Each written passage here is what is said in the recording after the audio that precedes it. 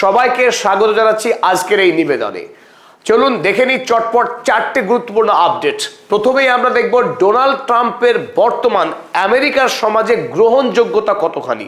তারপরে দেখব আব্বাস আরাগচি পাকিস্তান সফর সেরে তিনি গিয়েছিলেন ওমানে, আবারও ফিরছেন পাকিস্তানে, কিন্তু কেন সেই ডিটেলস জানবো। আমরা জানবো মাসুদ পেজেশকিয়ান ইরানের রাষ্ট্রপতি, তিনি একটি শর্ত লাগিয়েছেন যে শর্তে আমেরিকার সঙ্গে ইরানের চুক্তি হতে পারে।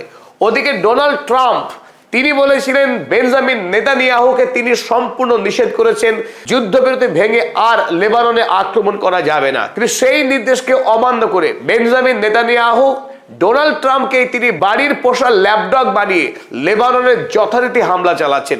চলুন আমরা এবার একে একে দেখে নিই সবকটা আপডেট। পদাতিকের আজকের নিবেদনে স্বাগত জানাচ্ছি আমি আপনাদের বন্ধু আব্দুল হালিম। গতকাল রাতে আমেরিকার প্রধান চারটে মিডিয়া হাউস আমেরিকার সমাজে বর্তমানে ডোনাল্ড ট্রাম্পের গ্রহণযোগ্যতা কতখানি তার উপরে জরিপ করে একটি রিপোর্ট প্রকাশ করে, আর সেই রিপোর্টে উঠে এসেছে এমন কিছু চমকপ্রদ তথ্য যা দেখে পৃথিবীর মানুষ এখন ডোনাল্ড ট্রাম্পকে নিয়ে বেজায় হাসাহাসি করছে। কারণ ডোনাল্ড ট্রাম্প তিনি নিজেকে মনে করেন the greatest of the greats, সর্বকালের সর্বশ্রেষ্ঠ মানুষদের মধ্যে তিনি নাকি সর্বসেরা। সেই ডোনাল্ড ট্রাম্পের অবস্থা এখন আমেরিকাতে এতটাই খারাপ, সাধারণ মানুষ, চাকরিজীবী, ব্যবসায়ী, গৃহবধূ সমস্ত শ্রেণীর মানুষ এখন ডোনাল্ড ট্রাম্পকে একজন অনির্ভরযোগ্য, মিথ্যাবাদী, চতুর, ফন্দিবাজ, যুদ্ধবাজ এবং লম্পট এই সমস্ত অ্যাডজেক্টিভগুলো দিয়ে তাকে এখন শনাক্ত করছেন। তিনি একাধারে চোর, অন্যধারে পিডোফাইল, একাধারে মিথ্যাবাদী এবং অভিনেতা। ফলে স্বাভাবিকভাবেই আমেরিকায় 2025 সালের জানুয়ারি মাসে ডোনাল্ড ট্রাম্পের গ্রহণযোগ্যতা যখন তুঙ্গে ছিল, এক বিপুল পরিমাণ মানুষের জনমত নিয়ে আমেরিকার মসনদে বসেছিলেন। কিন্তু জানুয়ারি মাস সেই শুরু, আর 2025 সালের জানুয়ারি মাসের পর থেকে ধারাবাহিকভাবে রেটিং পড়তে শুরু করেছে ডোনাল্ড ট্রাম্পের। আর আজকে এসে দেখুন কোন জায়গায় দাঁড়িয়েছে ডোনাল্ড ট্রাম্প।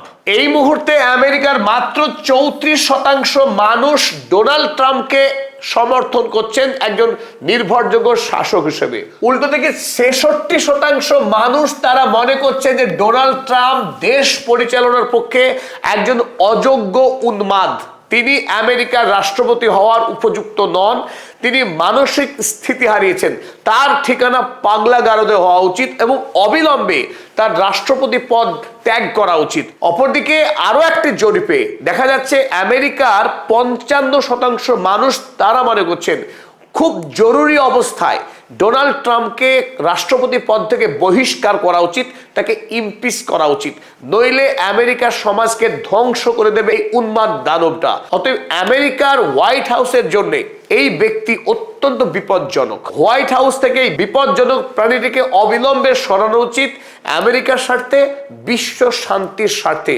কারণ গোটা পৃথিবীতে এই মুহূর্তে যে অশান্তি, যুদ্ধ, দ্রব্যমূল্য বৃদ্ধি, নিরাপত্তাহীনতা তৈরি হয়েছে, তার মূল চক্রী হচ্ছেন ডোনাল্ড ট্রাম্প। তিনি আমেরিকার মিলিটারি ইন্ডাস্ট্রিয়াল কমপ্লেক্সের সঙ্গে হাত মিলিয়ে এখন সারা পৃথিবীতে যুদ্ধ খেলা করছেন। ওদিকে আমার বোর্ড অফ পিস খুলে গোটা পৃথিবীর কাছ থেকে চাঁদা দাবি করছেন। কেন আমেরিকার মানুষ ডোনাল্ড ট্রাম্পকে অভিযুক্ত করছে চলুন আমরা দেখে নিই। 1 নম্বর, rising fuel price and inflation. 77% American voter তারা ডোনাল্ড ট্রাম্পকে দায়ী করছেন দেশের জ্বালানি এবং জিনিসপত্রের দাম বৃদ্ধির জন্য দায়ী হচ্ছেন এই দানব ডোনাল্ড ট্রাম্প। 2 নম্বর, আমেরিকার সাধারণ মানুষ তারা ইরান যুদ্ধ নিয়ে কি ভাবছে চলুন দেখে নিই। Iran war and foreign policy Donald ট্রাম্পের, সেই ক্ষেত্রে 64% মানুষ ডোনাল্ড ট্রাম্পের এই যুদ্ধ নীতিকে সরাসরি তিরস্কার করেছেন। তারা মনে করছেন ডোনাল্ড ট্রাম্প ইরানে অন্যায় যুদ্ধ করছে, যে যুদ্ধে আমেরিকার কংগ্রেসের অনুমোদন নাই। আর এই যুদ্ধ লড়ে ডোনাল্ড ট্রাম্প পারিবারিক ব্যবসায়িক ফায়দা লুট করছেন তেলের বাজার থেকে, শেয়ার মার্কেট থেকে। সুতরাং এই যুদ্ধ ডোনাল্ড ট্রাম্পের ব্যক্তিগত স্বার্থ সিদ্ধি হচ্ছে, ওদিকে আমেরিকার সাধারণ মানুষ তারা ক্রমশ বিপদে পড়ছেন। আমরা দেখব কস্ট অফ লিভিং ক্রাইসিস, যেটা সব থেকে বড় সমস্যা আমেরিকার সমাজের। কস্ট অফ লিভিং ক্রাইসিস বিষয়ে আমেরিকার মানুষ 82% মানুষ এখন মারাত্মকভাবে উদ্বিগ্ন। আর এটাই সব থেকে বড় সূচক যে আমেরিকা এখন বিপদে। শুধু ইরান বিপদে নয়, গাজা বিপদে নয়, লেবানন বিপদে নয়, আমেরিকার গরিব মানুষও অনুরূপভাবে এই মুহূর্তে বিপদগ্রস্ত ডোনাল্ড ট্রাম্পের জন্য। স্বাভাবিকভাবে একটা দেশের 82% মানুষ যদি উদ্বিগ্ন হন কোনো একটি বিষয়, তারা কস্ট অফ লিভিং ক্রাইসিস, আমেরিকার সাধারণ খেটে খাওয়া মানুষ, ছাত্র, কৃষক, বণিক প্রত্যেকে এই মুহূর্তে যেভাবে আমেরিকার দ্রব্যমূল্য বৃদ্ধি পাচ্ছে তা নিয়ে রীতিমতো উদ্বিগ্ন। আর চলুন দেখি এবার ডোনাল্ড ট্রাম্পকে উন্মাদ কত শতাংশ লোক মনে করেন। শুধু কি আমরা যারা ডোনাল্ড ট্রাম্পকে নিয়ে চর্চা করছি বা আমাদের যারা সম্মানীয় দর্শক আপনারা, তারাই কি মনে করছে ডোনাল্ড ট্রাম্পকে পাগল? না আমেরিকায় বসবাসকারী আমেরিকার মানুষ কত শতাংশ মানুষ ডোনাল্ড ট্রাম্পকে পাগল রাজা বলে মনে করেন? লিডারশিপ অ্যান্ড টেম্পারামেন্ট, এই জরিপে দেখা গেছে 74% মানুষ এখন ডোনাল্ড ট্রাম্পকে রাষ্ট্রপতি হওয়ার অযোগ্য ব্যক্তি বলে মনে করেন। ডোনাল্ড ট্রাম্পের ব্যক্তিত্ব, তার মিথ্যাচার, তার কপটতা এবং তার যৌন ব্যভিচার, তাকে আমেরিকার 74% মানুষ ডিসএগ্রি করেছেন। তাকে রাষ্ট্রপতি পদমর্যাদার ক্ষেত্রে তিনি একটা জঘন্য ব্যক্তিত্ব বলেই মনে করছে আমেরিকার 74% মানুষ। সর্বোপরি আমেরিকার সমাজের 72% মানুষ তারা বলেছেন the country is on the wrong track, America ভুল ট্র্যাকে চলছে এবং সামনেই গাড্ডা। এই কথা মনে করছেন 72% আমেরিকাবাসী। অপরদিকে 19% মানুষ যারা মূর্খের স্বর্গে বাস করছেন, কিংবা আমেরিকা গাড্ডায় গেলে যে সমস্ত বণিক শ্রেণীর লাভ হবে, অর্থাৎ সরাসরি যাদের কায়েমি স্বার্থ জড়িয়ে আছে, এমন 19% মানুষ তারা মনে করছেন things are headed in the right direction, America সমাজ সঠিক দিশায় এগিয়ে চলছে বলে মনে করেছেন। চলুন আমরা 2 নম্বর খবরে চলে যাই। এই মুহূর্তে সবার চোখ ইরানের বিদেশমন্ত্রী সৈয়দ আব্বাস আরাগচির দিকে, কারণ গত পরশুদিন তিনি ইরান থেকে উড়ে এসেছিলেন পাকিস্তানে। পাকিস্তানের ফিল্ড মার্শাল আসিম মুনির, পাকিস্তানের প্রধানমন্ত্রী শেহবাজ শরীফ, তাদের সঙ্গে গুরুত্বপূর্ণ বৈঠক করবার পর তিনি সোজা উড়ে গিয়েছিলেন ওমানে। আর তাৎপর্যপূর্ণভাবে যখন তিনি ওমান গেলেন, ইরানি প্লেন ব্যবহার না করে আসিম মুনিরের ব্যবহার করা প্লেনে তিনি গেলেন ওমানের মাস্কটে। আর সেই পথে ইরান থেকে আসা আব্বাস আরাগচির সঙ্গে যে একদল প্রতিনিধি দল এসেছিলেন ইরান থেকে, তারা তখন ইরানে ফিরে যায়। আর আব্বাস আরাগচি ওদিকে সভা করেছেন ওমানের সঙ্গে। ওমানের সঙ্গে দ্বিপাক্ষিক আলোচনায় স্বাভাবিকভাবে উঠে এসেছে রিজিওনাল ফ্রেমওয়ার্ক এবং হরমুজ প্রণালীকে আগামী দিনে কিভাবে ইরান এবং ওমান মিলিতভাবে নিয়ন্ত্রণ করবে, আন্তর্জাতিক জাহাজ চলাচলের ক্ষেত্রে কি ফ্রেমওয়ার্ক তৈরি হবে, সেই সমস্ত বিষয়ে ওমানের সঙ্গে আব্বাস আরাগচির দফায় দফায় গুরুত্বপূর্ণ দ্বিপাক্ষিক আলোচনা হয়েছে। সেই আলোচনা শেষে আব্বাস আরাগচি সরাসরি মস্কো উড়ে না গিয়ে খুব তাৎপর্যপূর্ণভাবে তিনি আবারও ইসলামাবাদে ফিরে আসছেন আগামীকাল।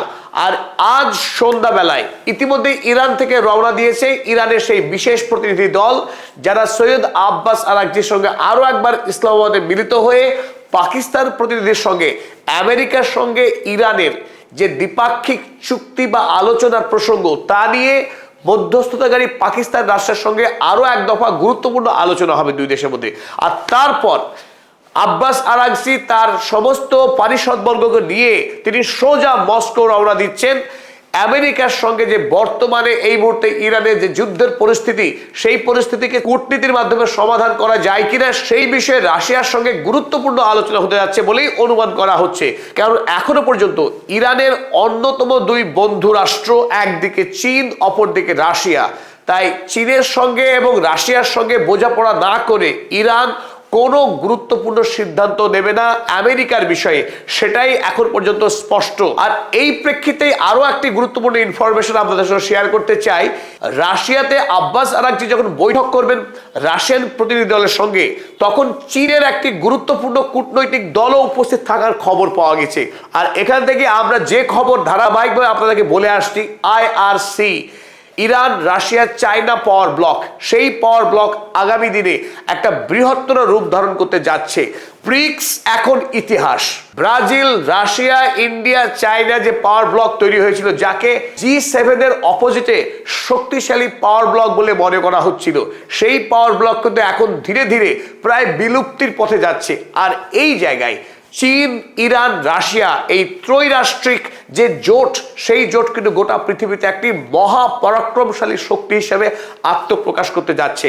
একদিকে আমেরিকার সঙ্গে চুক্তি, অন্যদিকে আগামী বিশ্বে নিরাপত্তা ছাড়াও বৈশ্বিক বাণিজ্যের ক্ষেত্রে ইরান, রাশিয়া, চায়না একটি গুরুত্বপূর্ণ ফ্রেমওয়ার্ক তৈরি করার পথে এগিয়ে চলেছে বলে আমাদের অভিমত। তবে এই প্রেক্ষিতে মাসুদ পেজেশকিয়ান তিনি আরো একবার খুব দৃঢ়তার সঙ্গে জানিয়েছেন, আমেরিকার সঙ্গে ইরান ততদিন কোনো বৈঠক করবে না যতদিন না পর্যন্ত আমেরিকা ওমান উপসাগরে তাদের যে নৌ অবরোধ চালাচ্ছে ইরানের জাহাজকে আটকাবার জন্য, সেই অবরোধ যতক্ষণ না আমেরিকা তুলে নিচ্ছে, তারা হুমকি দেয়া যতক্ষণ না থামাচ্ছে, ততক্ষণ ইরান আমেরিকার কাছে মাথা নত করবে না, তার সঙ্গে কোনো রকম দ্বিপাক্ষিক আলোচনায় যাবে না। তাই খুব শীঘ্র যে আমেরিকার সঙ্গে ইরানের আলোচনা হচ্ছে না সে কথা হলফ করেই বলা যায়। আর আমেরিকা যদি মনে করে ইরান হামলা করবে, যুদ্ধ করবে, ইরান সদা প্রস্তুত আছে সেই আগ্রাসনকে মোকাবেলা করার জন্য, সে কথা দৃঢ়তার সঙ্গে জানালেন মাসুদ পেজেশকিয়ান। চলুন এবার একটু মজা করে নেওয়া যাক। ডোনাল্ড ট্রাম্প আজ ভোরবেলায় ভারতীয় সময় তিনি টুইট করে জানালেন যে I just cancel the trip of my representatives going to Islamabad. তিনি জানিয়েছেন জারেড কুশনার এবং স্টিভ উইটকফ যাদের পাকিস্তান সফরে আসা কথা ছিল খুব শীঘ্রই, গতকালকে তিনি জানিয়েছিলেন, কিন্তু আজ ভোরবেলায় তিনি লিখলেন তিনি তার যে রিপ্রেজেন্টেটিভ তাদের পাকিস্তান সফর তিনি বাতিল করে দিয়েছেন, কারণ too much time wasted on travelling. তাদের কি ভ্রমণে অনেক সময় নষ্ট হয়, টু মাচ ওয়ার্ক, প্রচুর কাজ তার রয়েছে, beside which there is tremendous infighting and confusion within their leadership. তাছাড়া ইরানের নেতাদের মধ্যে নাকি প্রচন্ড ফাইটিং চলছে, ইন ফাইটিং। দেশের মধ্যে কে নেতা ইরানিরা জানেই না, nobody knows who is in charge, দেশের দায়িত্বে কে আছেন তারা জানেই না। Also we have all the cards, they have no cards. হাসি থামাতে পারবেন না ডোনাল্ড ট্রাম্পের এই দাবি শুনলে।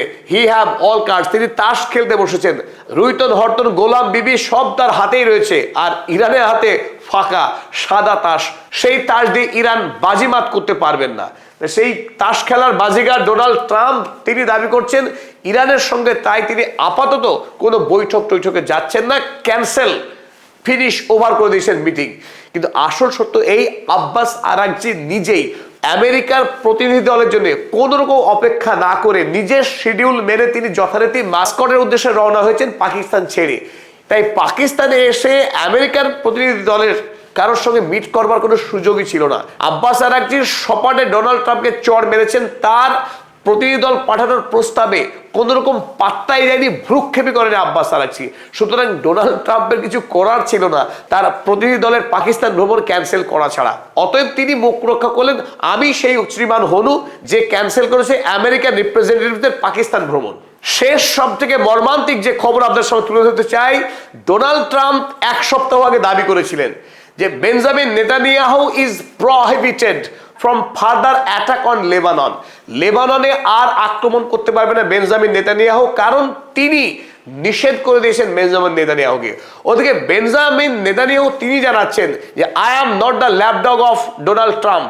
ওদিকে যুদ্ধ অপরাধী বেঞ্জামিন নেতানিয়াহু এমন ভাব যে তিনি যেন বলছেন যে ডোনাল্ড ট্রাম্প আমার পোষা কুকুর, আমি ডোনাল্ড ট্রাম্পের নই, সুতরাং আমি ডোনাল্ড ট্রাম্পকে মানতে বাধ্য নই। তাই স্বাভাবিকভাবে আপনারা দেখছেন গতকাল দক্ষিণ লেবাননে ভয়াবহ আবার বম্বিং শুরু হয়েছে, যে বম্বিং এ ইতিমধ্যেই 10 জন লেবানিজ মানুষের মৃত্যু হয়েছে।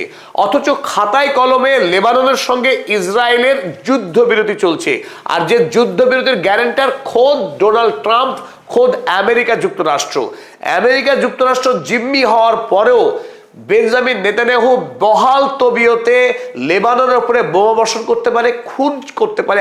আজ আরো 2 জন মানুষের মৃত্যুর খবর পাওয়া গেছে লেবানন থেকে। তাই এত বর্বরতা সত্ত্বেও আমেরিকা যুক্তরাষ্ট্র, বিশ্বের তাবড়তোড় মানবাধিকার সংগঠন, তারা ইসরায়েল রাষ্ট্রের বিরুদ্ধে কোনো শক্তিশালী অবস্থান গ্রহণ করতে পারছে না। এটাই আন্তর্জাতিক আইনের বর্তমান বেহাল দশা। স্বাভাবিকভাবে ইরান পশ্চিমী দুনিয়ার এই পচা গলা আন্তর্জাতিক সংস্থার কোনো নির্দেশকে মানতে রাজি নয়। তারা মিসাইলের মারে, ড্রোনের মারে পশ্চিমী দুনিয়ার এই সংস্থাগুলো শিক্ষা দিতে চায়। তারা নতুন করে বিশ্ব আইন গড়তে চায়। পশ্চিমাদের হাতে যে আইন, সেই আইনকে ইরান কোনোভাবেই ভরসা করে না, আর তাকে ভরসা করা যায়ও না।